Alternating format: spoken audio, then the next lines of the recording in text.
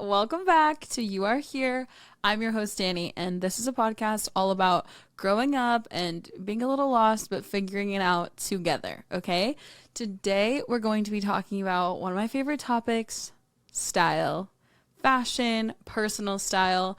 I think a huge part of when you're growing up is trying to figure out how to dress yourself. I saw a really funny tweet that said that like everything went wrong when you had to start putting yourself to bed. And I feel like a lot of people feel that way with their style and when it comes to their closet. Like everything went wrong when you had to figure out how to dress yourself. And today we're going to talk about that. I'm going to give you some of my favorite tips, my just my own personal inclinations of like my own style and how I dress myself, the way I think about clothes, just like my philosophy around style and how I approach it, and also give you guys some stories about me finding my own style and how I dressed when I was little. And also at the end there'll be some sneaky little things on the Instagram that can also help you in like a very tangible way. Everything that I mentioned will be there. Let's get into it.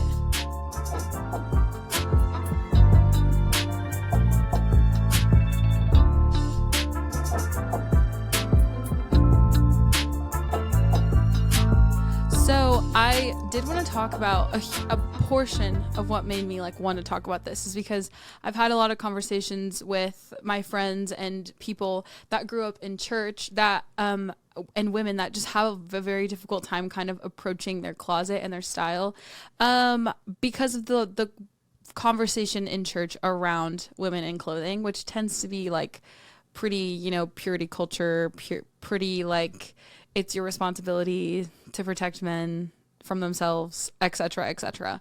And so that's really where this came about. But as I started to think about it as well, I think there are also other factors that play into feeling like you have no style or just having no style. And I think a huge one is also just social media. I think to be so flooded with all of these different kinds of variations of dressing and other people's style and things that are trendy and things that are not anymore and all of these things, I think that is a huge factor of also why people feel at a loss for what they want to wear, who they want to be when they leave the house. So today we're going to be talking about all those things and all those factors. I wanted to start off with like my own journey of style and things like that because it's fun to talk about how you figured out your style and how you found yourself. How I found myself was I went to public school when I was very young. So I wore a uniform from probably the ages of maybe 4 to like 8 or 9.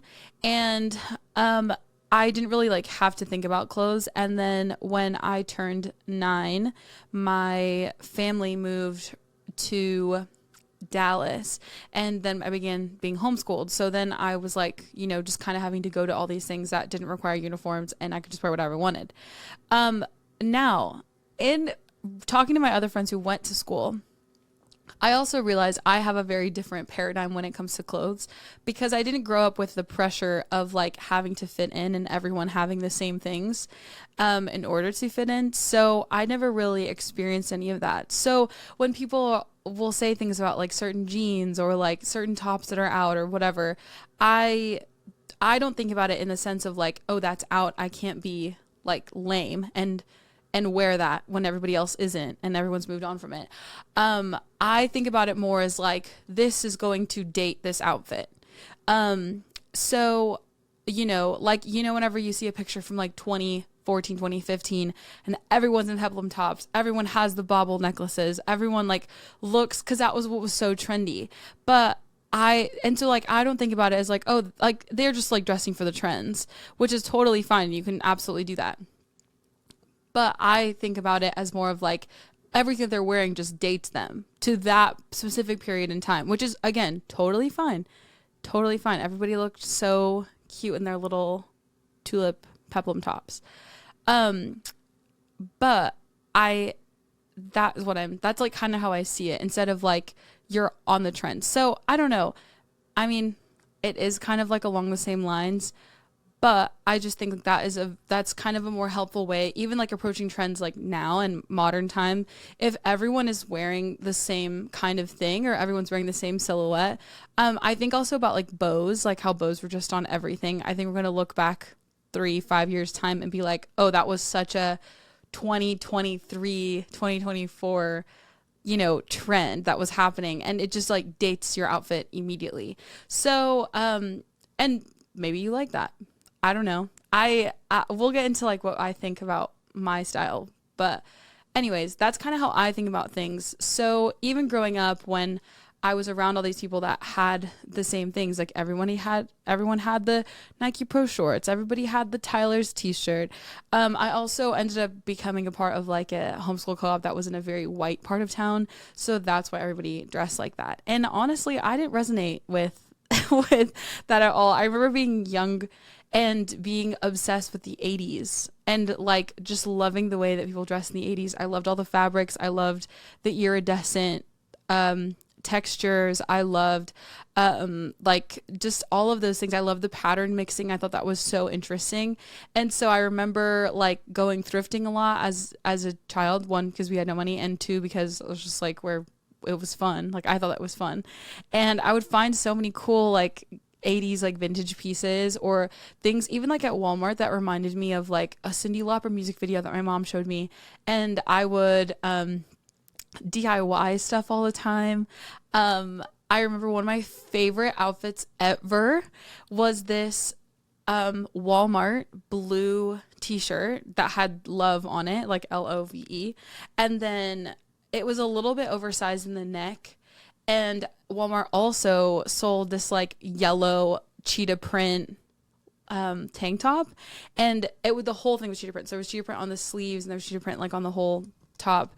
And I remember I was like, I'm going to layer the tank top underneath this blue t-shirt, and then it's going to hang off my shoulder and it's going to look so chic because you can see a little bit of the cheetah print. And I just thought it was like the coolest thing ever, and I felt so cool and I was so excited to wear that. And I think that's kind of how I've always viewed my personal style. Is it's just like an expression of who I am in that time. And so I don't know, again, no one was actually like wearing much of that at the time either. Like no one was obsessed with the 80s like me. And I just think for me, I would prefer my clothes to date like myself, if that makes any sense, to date the era that I was in at that time, to date like what I was interested in, to date who I was, than to like date the year as a whole or to date the trends as a whole. And again, like there's nothing wrong with that. It's just the way that I view style and fashion. It's kind of like a personal diary.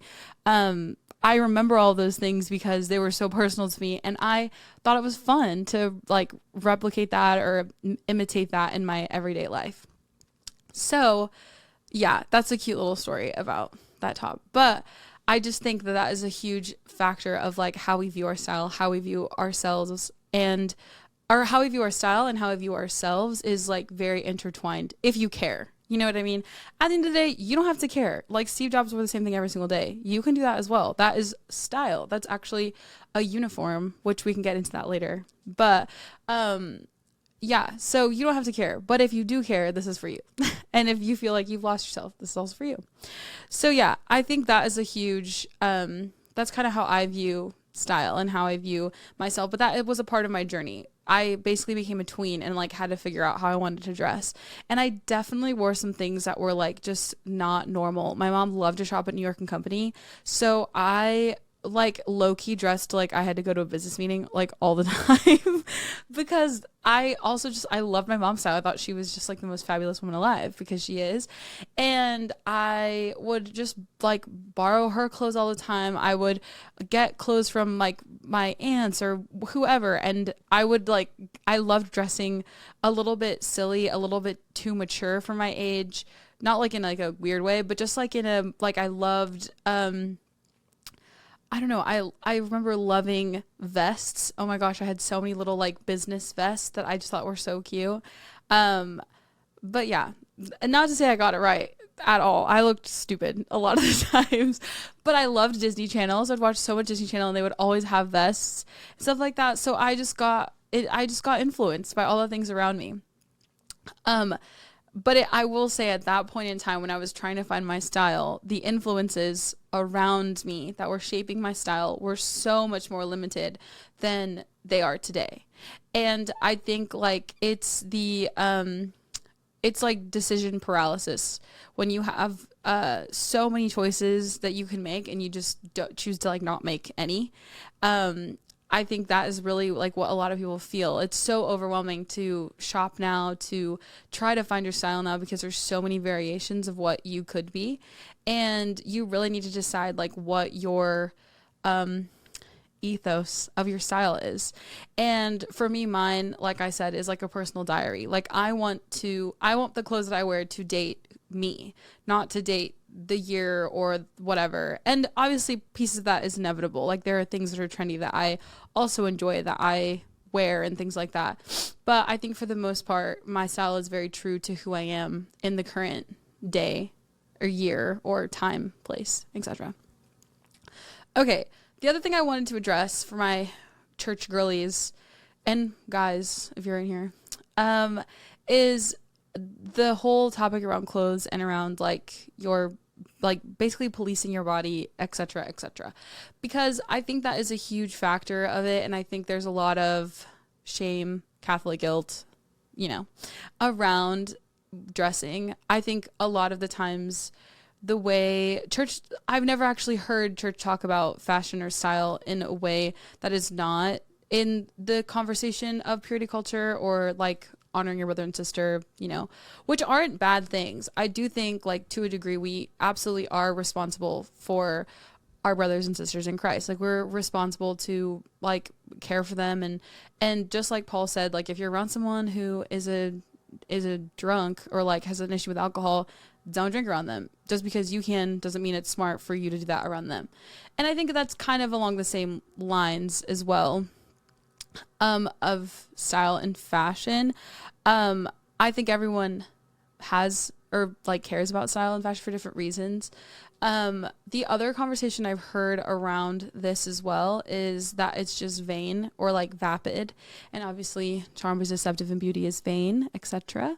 So, I think that is another aspect to this that I think is very interesting. That also is very one-dimensional. I think that view of fashion and style really just reduces it to something that is not always necessarily true. I think there definitely are aspects of fashion that are vain, that are very superficial.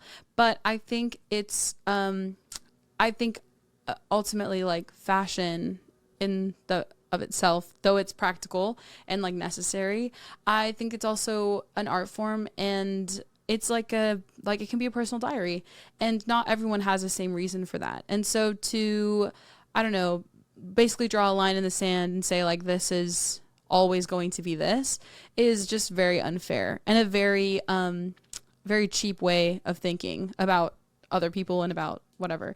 And I do think that way of thinking of like lines in the sand, or like just counting everything as loss, or like not counting everything as loss. That's actually scripture, but counting like saying that this thing can only be this one thing, is just it's not very critical thinking, There are a lot of different ways that people approach things, and I ultimately think it's in the spirit that you do it and your motivations behind things. I feel like I always end up talking about motivations, but it really is like you can feel when someone is getting dressed to get the approval of someone, or you can feel when someone is like changing themselves to be liked or to do all those things.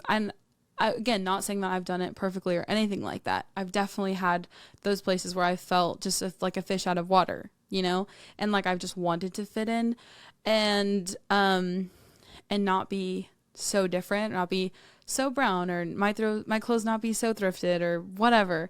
And I think that really is just a part of trying to figure out who you are, but also navigating your motivations behind those things of like why you want to do these things or why you feel the need to fit in, or why you feel pressure, or, you know, all of those feelings around that.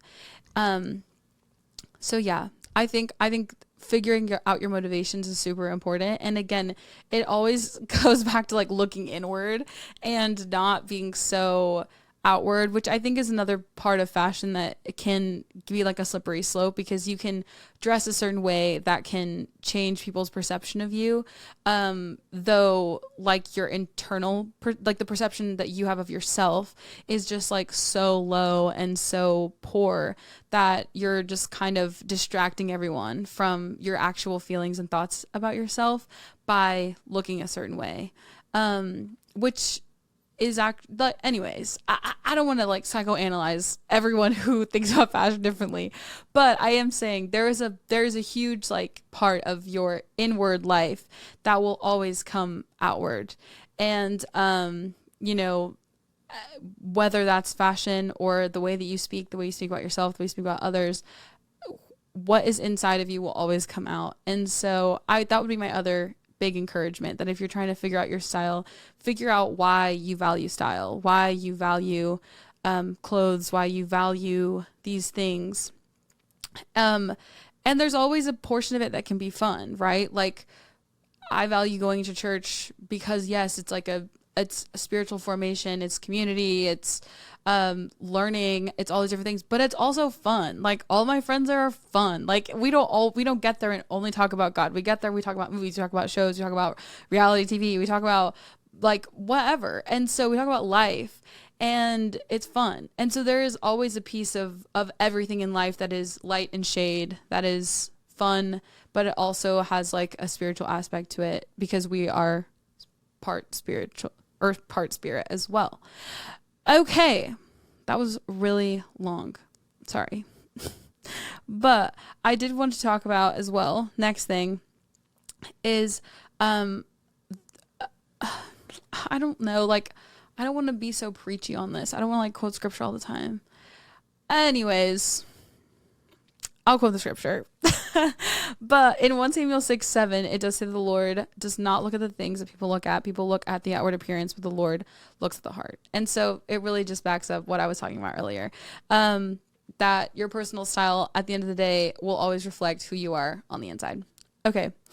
I think another key question to ask yourself when you're thinking about style is, what shaped the way that you view clothes or style, or, you know, and ultimately like yourself, but we'll keep it to clothes and style. What affected your perception? What influenced your perception about style, about clothes? Because I think a lot of times, people, like women that I speak to, they are so at a loss when it comes to like how to dress themselves, or how to shop for themselves, or how to view their bodies and how their bodies are meant to feel in their clothes and things like that, because for so long they've been told that their bodies are essentially like a weapon. And I think that is so dangerous and so scary. And anyways, I think that is like a huge aspect of like what, breaking that down to yourself of how you got here, how you processed or to process that is super important. I know I grew up, all of my aunts are fabulous, my mom's sisters, and my mom has always loved clothes, and my grandma has always loved clothes. So I've always been like in that world of clothes. On my dad's side, my grandma is much, like, not to be ill, but she is very demure, very mindful. And she doesn't really like care very much about like having a lot of clothes or having a lot of whatever. And so I kind of grew up with these two opposites, right, of like families. And I lived for a long time in like a small town with my dad's side, and they just had a different perception about like clothes and about things and about vanity. They're also from like, they're like ranch families. So, they just had a lot of different thoughts around that, and like just paradigms around that, which nothing wrong with that, just was different. My grandma on my mom's side, she's from the city. She was on TV, growing up. She was like a news anchor. And so she's always done up. I think I've seen her without makeup like 3 times in my whole life. She's always just like ready. So I think that created like a very, like within myself, 2 completely different perceptions of like how to view, how I want to present myself to the world, and also like just 2 different ways of going about it. I think I've always been someone who loves, doing this. Like I love talking. I love being the center of attention. I love making people laugh. And so it kind of just lent to my personality much easier to like those things. However, I did see unhealthy patterns of the way that fashion and like the way that you look specifically was, perceived by, or like was adapted even like within my mom and my aunts and things like that. Hispanic culture also tends to be quite vain when it comes to like beauty and weight and all of those things. So anyways, I had like a very nuanced perception of like beauty and of like style from a very, very young age.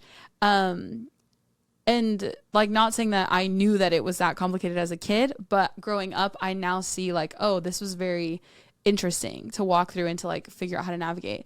But anyways, both of my aunts are so fashionable as well. They have all my mom's sisters. She has 2. But like my mom and her 2 sisters have completely different style. Like they all dress so differently. And seeing them also like thrive with their like distinct beauty, and also with like their different like body shapes and like their different heights and things like that, and still feeling beautiful and feeling confident no matter what they wear, was so interesting to me and so fun to grow up around that. And not only were they beautiful and confident in everything that they wore, but they were also extremely successful. Like her sisters are like corporate women. So seeing them figure out how to wear things that were also like business appropriate, but also made them feel beautiful and never made them feel like lame or whatever to themselves, was so important to me. And I think I just grew up around a lot of confident women, and I saw the power that style and like figuring who you are and dressing that way that backs you up, was so interesting and so formative for me. So I think that's why I also have like a more like an added passion. I think at the end of the day, you can wear whatever you want as long as you wear it with like so much confidence and you just own it, because that is such an important thing that no one can buy you. No one can style you enough times to make you feel more confident. That has to come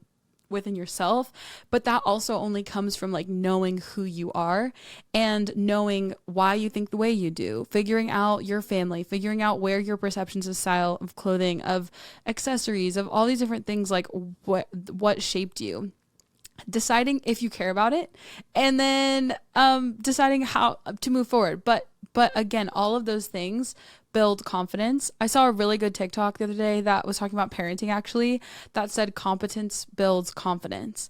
And so the more competent you become about yourself and about your story and about who you are, then the more confident you'll become as you figure your style out and as you figure out, how you want to present yourself to the world. Okay.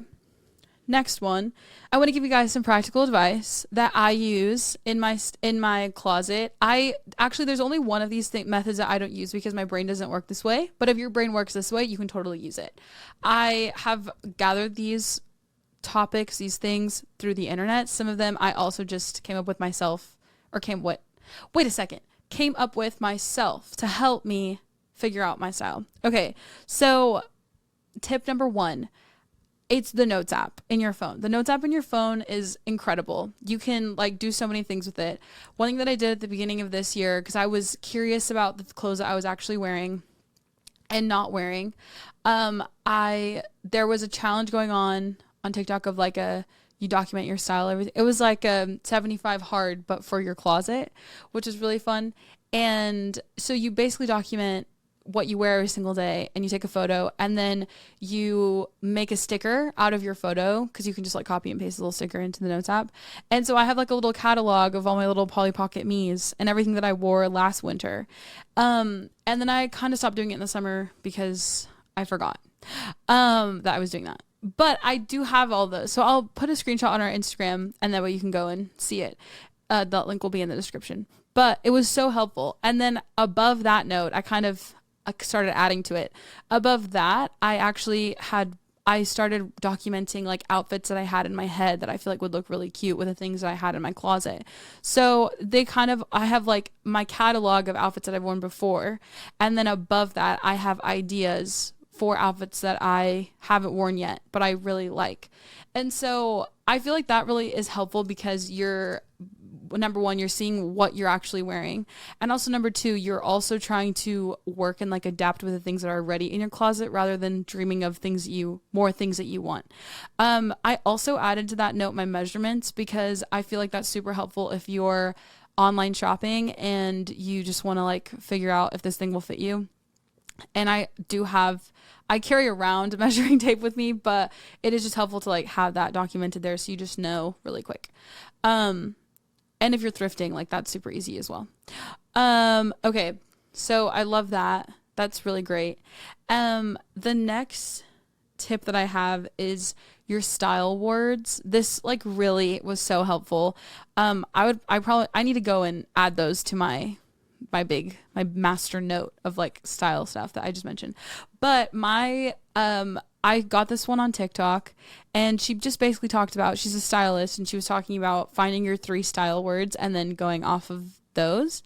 My style words personally are effortless, playful, and comfortable. That's always like what I like.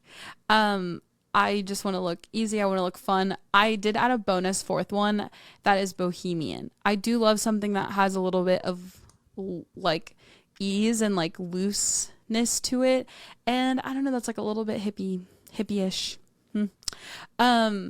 So yeah, I do really like those things, but those are my 3 for style words. But you should definitely look at your closet and decide what are the things that you value and what are the things that you wear. And if you honestly do the 3 style words and the little sticker you together, it'll be so easy to figure out what your style is because you'll find like a through line with the outfits and the silhouettes you gravitate towards and the fits that you gravitate towards. And by fits, I mean like the actual, like the fit of like your jeans and the fit of like your jackets and, you know. So yeah, that's super helpful. The last one is I think the most complicated, but if your brain works like this will probably be so helpful. This is another method of dressing called the point system. So in your closet, you have things that are 1 point, which are essentially like basics. So like think your white t-shirts, think your button downs, think your black trousers, your blue jeans. Those are just ones. Your white tennis shoes, ones. And maybe those basics are like super boring for you, but maybe your basics are different. Whatever, determine what is a 1 for you, okay? And then you put your outfit together. So typically like your base outfit will probably be like 3 points. And then you basically are trying to get your outfit to 7 points. So let's say you have like a super loud bag that you want to pair. Like I have a red bag. So that bag will probably be like 2 points because it's so loud. It has hardware on it. So that's 2 points.